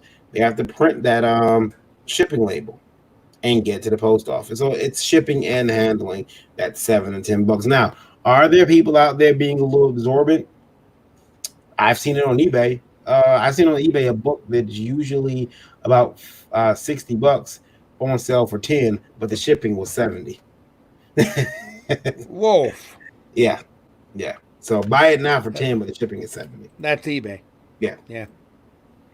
That's a scam too. Somebody needs to complain about that crap. Yeah. But $10 for shipping now, Dylan, is really for a graphic novel is honestly an standard. Yeah. That's pretty normal for that kind for that kind of book, even media mail. I think that the Amazon 2-day shipping gets spoiled people. You know, like, well, Amazon ships for free for 2 days. Well, yeah, sure, but Yeah, but you know the awesome thing about Amazon, that's how they get $30 sales too. yeah, Hey, if you just spend another $10, you don't have to pay for shipping. Oh, okay, I'll order another book. yeah, I needed this one anyway. Yeah, yeah. I do it all the time. That's I mean, first-hand experience. and because I got Amazon Prime, it's always like, oh, I got Prime shipping for free. See that in 2 days. You know, Yeah. it'll be here. So yeah, it's you got to keep that in mind, Dylan. It's not that, but if you do now, Dylan, if you run across somebody who's charging exorbitant amounts for shipping, and you know, send it to us. Take a screenshot of it. Send it to IndieVolt live at indievolt.com. We'll look into it for you. I do know someone who shipped what I think they charged a pretty big amount, and then they shipped in the cheapest method possible. Still hasn't made up for Still that mistake. has not Still made has up. not made up for that mistake. Yeah. The Just countdown continues. stick that mailing label on the back of that catalog and ship it out. Yeah. Still has not made up for that mistake. It still has not made up for it. Even And though he was supposed to go back to press right after the holidays. Yeah. How does that work? Somebody needs to start calling him. And you think the Allegiance Red Rooster guy is bad? Holy crap! Yeah. Hey, some people they just don't care. They're out there doing Odin says that's a thing. Absolutely, it is a thing. yeah, that's the thing. Whatever thing you were talking about. Well, they said it was in it. Maybe you're not.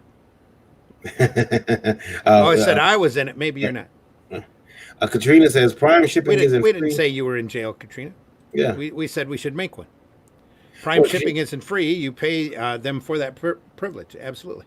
Well, yeah, but you know, you don't see it. You know, like if you order, like I order from Amazon, it kind of pays for itself, and then some. But then there's always the you know, like people are getting used to that. They're like, I want 2-day free shipping.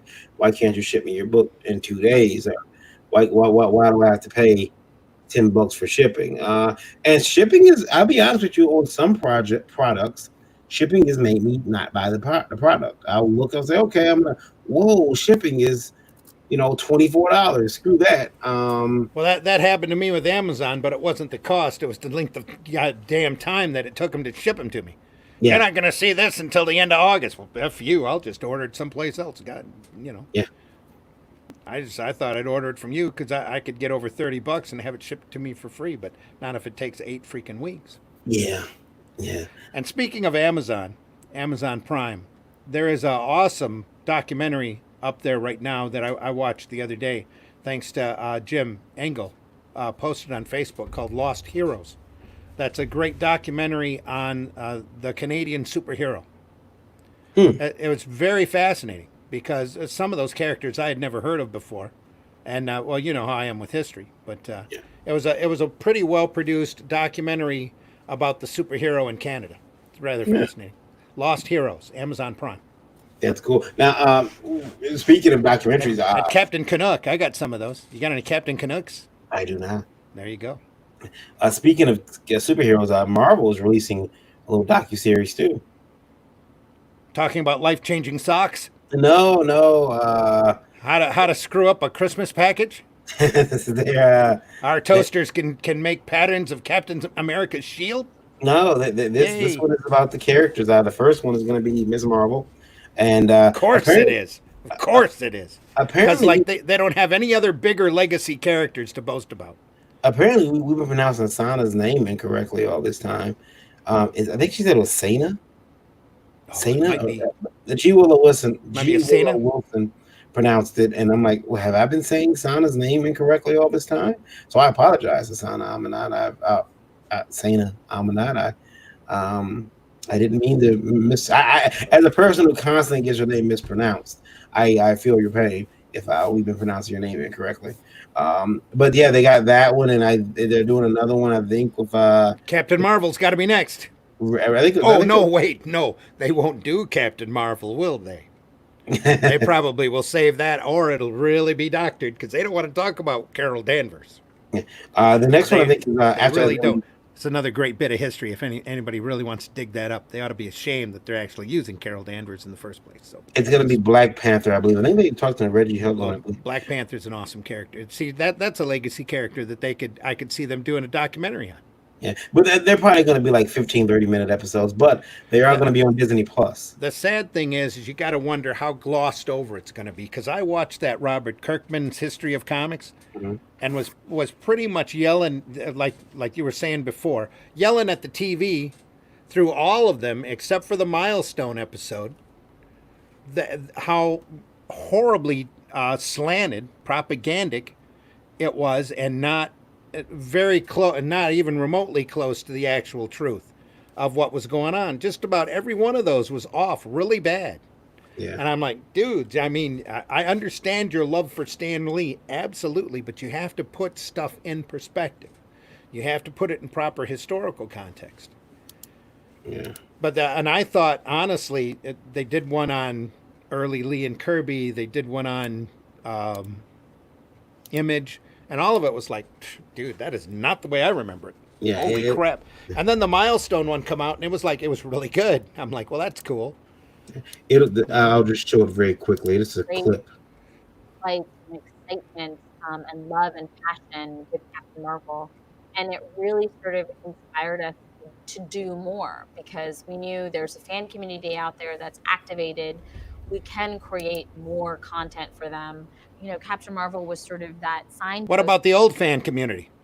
They're deactivated. Thanks. I had a conversation with my old boss. There's Sana right there in front. A lot about my childhood. And Sana? And talking about sort of the experiences I had, how I went to prom in like a piece of cloth I had wrapped around myself because I couldn't find any clothing that was appropriate for a young Muslim woman to wear to prom. Prom, which by the way I went by myself because I was not allowed to date. And running, like doing track while I was fasting, and he was just really interested in like the fact that like I lived such a distinct experience that not many people really talked about. And he walked in and he's like, I was really thinking a lot about, your stories, and it would be great if we had like a character that was based on, on you, based on like the young Sanas of the world. And I was like, are we allowed to do this? Like, yeah. just the concept, I didn't think anyone would be interested. Sanas. And he was like, let's do it. Sana. So it's gonna be Sana. I'm not saying it's Sana.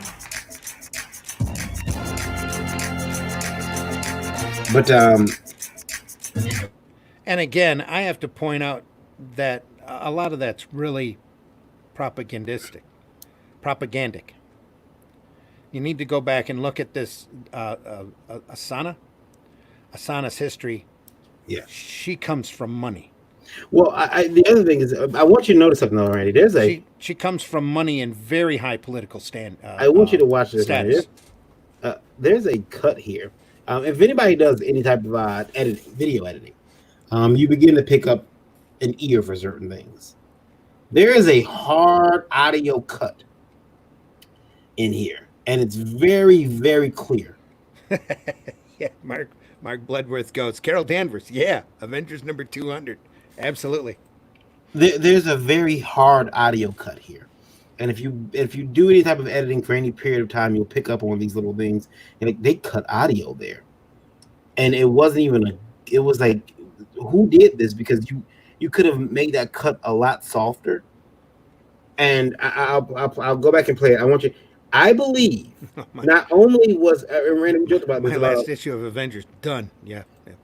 We talked about how Axel Alonso was kind of like let go from Marvel very very unceremoniously. Unceremoniously.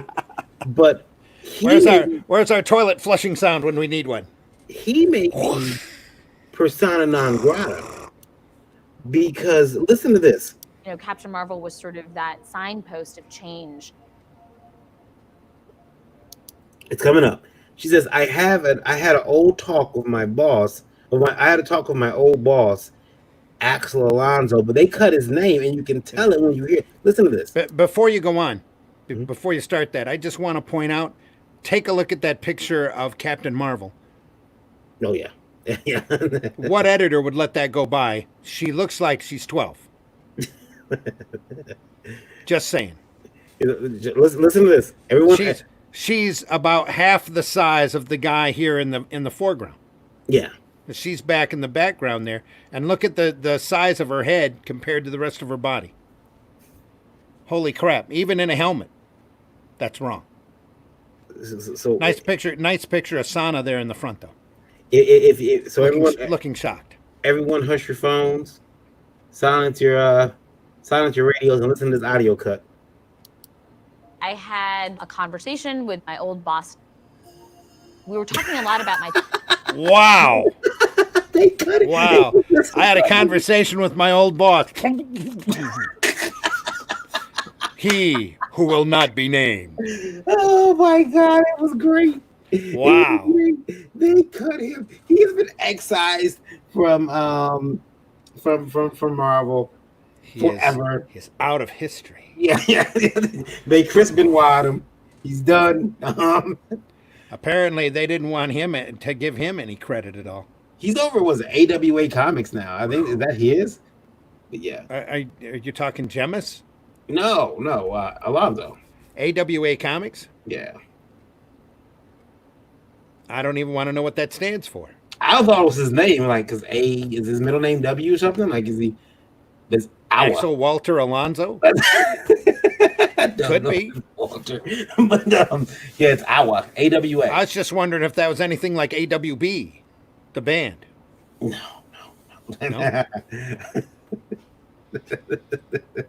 Michael Oden says, I know I am the very rare minority that really enjoyed the first volume of Ms. Marvel. I think that it had the potential to be fantastic, but they failed to take the character to where it should have gone because they didn't want to offend people. I'm not exactly sure what direction you were thinking there, Mr. Oden, but okay. Oh, God, that's bad art.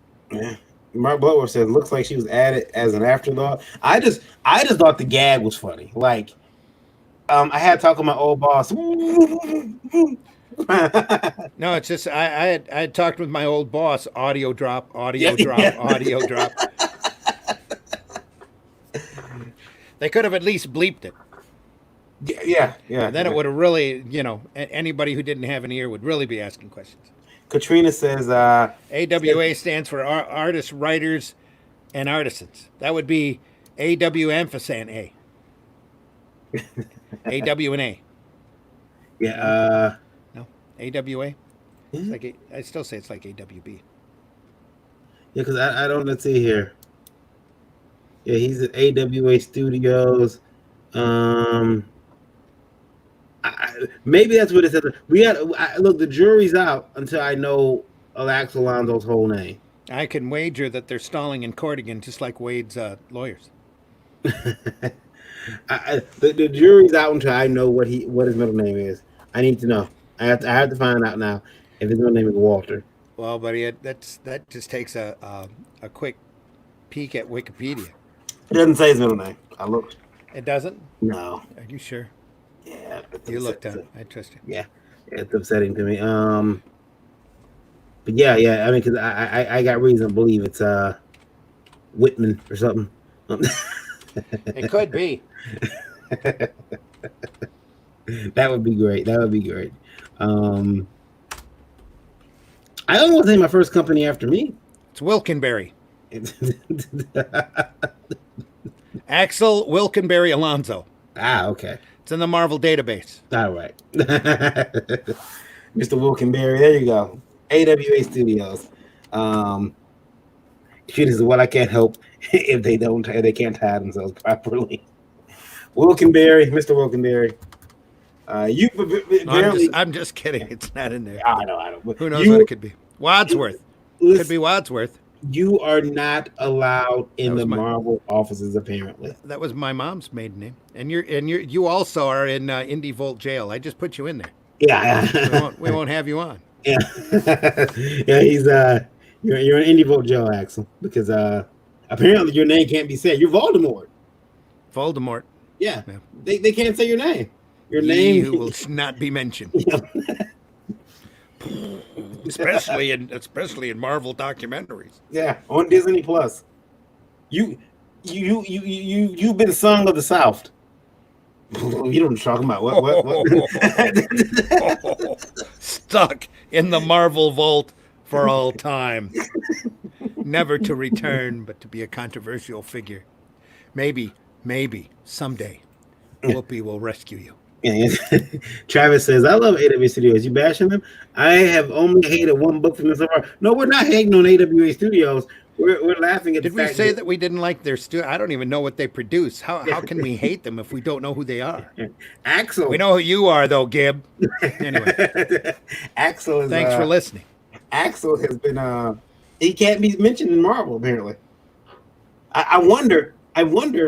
Could you even have a car break its axle now? What'd you say? I bet you can. Because you look at that, like DC has made a joke out of not a joke, but they've had Dan DiDio in a couple comics. They have ridiculed him to no end in them comics. Yeah, they've had his character. They've had him in the comics since. It's weird. Middle name is Witten. Yeah, like written, but not. Yeah, could be. Varian, this is it's probably poorly spelled and badly edited. I'll tell you that much. You've been sung of the South. I spat out my drink. Yeah. Clevanto's been sung of the South on Disney Plus. Don't say his name. He's back. John Celestri says, Randy and Varian, y'all the reason I've come back to Facebook. Welcome, John. Welcome back to Facebook. Welcome back now to we'll Facebook. have to friend you. You can friend us now, yeah. Yeah. Yeah, Randy, we can send you links in the private chats, John, and have you on. Like I said, we need to coordinate a time. Yeah, and have Randy, and have you back in. I know we got to wrap up the show, so let's start wrapping up so we can get out of here. Because you got a busy day ahead of you. The old clock on the wall says it's and if we don't shut this shit show down by the 2-hour mark, we might not get it all on YouTube. So let's go. Yeah. So everybody, listen. If you want to join the massive amount of people who listen to Evo Radio right now, we're at 49,300. We love you all, even though we didn't break 50. It's okay. Yeah. It's still Thursday morning. We love you all. Yeah. Check that out. Indie Vote Radio is on Google Play, and if you have an Apple phone, you download the Streamer app. That's STREEMA, Streamer. Look for Indie Vote Radio. It'll pull us right up. If you have a Google phone or Android phone, just type in, go into the App Store, type in Indie Vote Radio. It'll pull us up. Also, if you have Alexa, you can ask her for. But do it nicely. Yeah, do it nicely because she'll get mad otherwise. Indie Vote Radio. Check us out there. Also, if you have a Roku device or Roku television, Indie Vote TV is an over-the-top streaming network. Lots of independent movies, independent content on there. Some of this stuff, some of these talks, some exclusive stuff too that we don't get a chance to put on YouTube because algorithms. Standards and practices again. Oh yeah, they're mad now. We done it. A wide variety of films, of great movies. Yeah, there you go. A wide variety of great and entertaining films. There we go. Yeah. Podcasts and whatever else we can get to show. Okay. Yeah. Yep. It's up there. Thank you, Standards and Practices. Mm-hmm. We need help with that now. And if you want to send those questions in, please send those questions in. Yeah, IndieVote Live at IndieVote.com. Include IndieVote Live in the subject, and please give the emails in 90 words or less. When you do send those questions, remember, like Randy always says, no question is too small or too silly. We'll answer them all. It has to do with comics. We want to talk about it on this show anyway because we're desperate to educate people. That's our purpose for being here. Not just to entertain, but to also educate. And remember, like Varian said, no question is too big, no question is too small, because our feedback will be better because of your setback. Also, hashtag get an education. Hashtag IndieVolt. Check out this week's Saturday's Devil's Advocate. Rob had said something about not displaying that. Oh, he didn't want to take that down really fast. Did he not want to? Is that it? I believe he sent a chat in the private chat. If you check from the Uncanny Indie Devil, drop the image for this week's Devil's Advocate. I think he was saying he wanted us. He put it in. Oh, okay. He wants us to use it. Yeah, I believe. I thought by drop he said don't mention it. No. Yeah, but okay. But I stand mistaken. Well, I mean, with the air on the side of caution, I did flash it for a second, but he is scheduled to be at 9 on Saturday. But I believe that the discussion is going to be is the creator bigger than the project, and they're going to discuss that in light Oh, of what happened. Rob says no. Share it. Okay. Okay, I'm very sorry, Rob. My misunderstanding. Yeah. Do you agree or disagree? Have an opinion? Just want to watch 9 p.m. Eastern Saturday night. The dangers of creators becoming coming before comics. Is the subject that he'll be tackling on the Devil's Advocate, 9 o'clock Eastern here on Indie Vote. So you can check that out. Make sure you're locked in for that. Set your reminders. Rob is begging you, please tune in. And that's pretty much it for us here, Randy. Randy, where can they find you, sir? You can find me on Facebook. I'm on Facebook under Randy Zimmerman. You can find me on Twitter, though I don't twit very often, as Randy Zim. The Zim Geek channel on YouTube, though I haven't added content in what YouTube says has been like 5 months, but there'll be some up there here very shortly. And of course, I'm going to be back here on the Indie Volt regular podcast on Tuesday nights at 9 p.m. and back here again for the great breakfast buzz Thursday mornings at 9 a.m. All of that is Eastern Standard Time. So excellent. Adjust your clocks accordingly.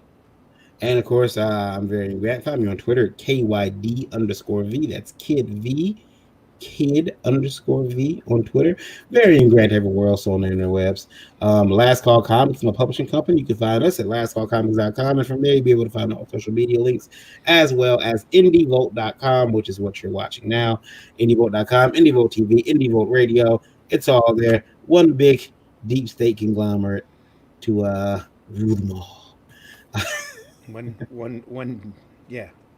ring to rule them all. Thank you guys for watching. Is there going to be an Art of War on Friday? I believe so. Did we mention that already? And we didn't. But Art of War is always on Friday at 9. On Friday, 9 p.m. Yes. Not sure who's on this week, but I will let you know. Indie Devil on Saturday. Rob's Devil Advocate Saturday, and then Sunday we rest. Sunday, unless something big happens in the comic media, because if a story breaks in comics, we'll break it. Yeah, we'll break it in two, in little tiny pieces. So, yeah. Well, thank you guys for watching.